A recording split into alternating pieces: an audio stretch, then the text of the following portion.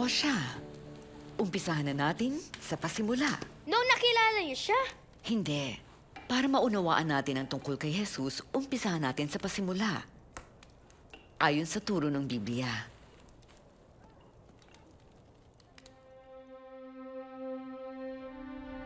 Nang pasimula, nilikha ng Diyos ang mundo.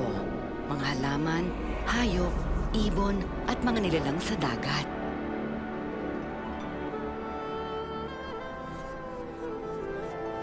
Mula sa lupa, nilikha ang unang tao.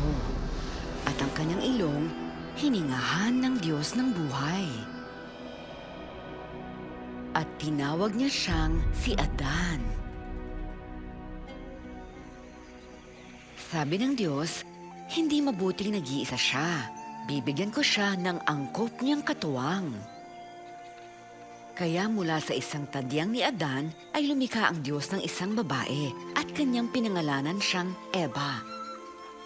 Hindi nilikha ng Diyos si Eva mula sa ulo ni Adan upang siya'y mamuno o sa paa upang siya'y yurakan, kundi mula sa kanyang tagiliran upang maging kapantay niya, mula sa ilalim ng kanyang braso malapit sa puso upang ingatan at pakamahalin.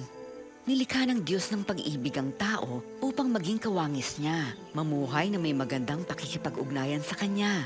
Binigyan sila ng kapangyarihang mamahala sa mga nilikha. Sina Adan at Eva ay namuhay sa presensya ng Diyos sa magandang hardin ng Eden na para sa kanila. Kasama at kaukausap sila ng Diyos sa hardin. Wala pang kahirapan, kalupitan at kamatayan noon.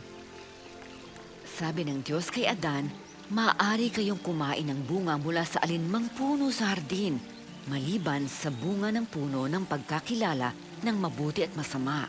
Mamamatay kayo sa sandaling kainin niyo yon.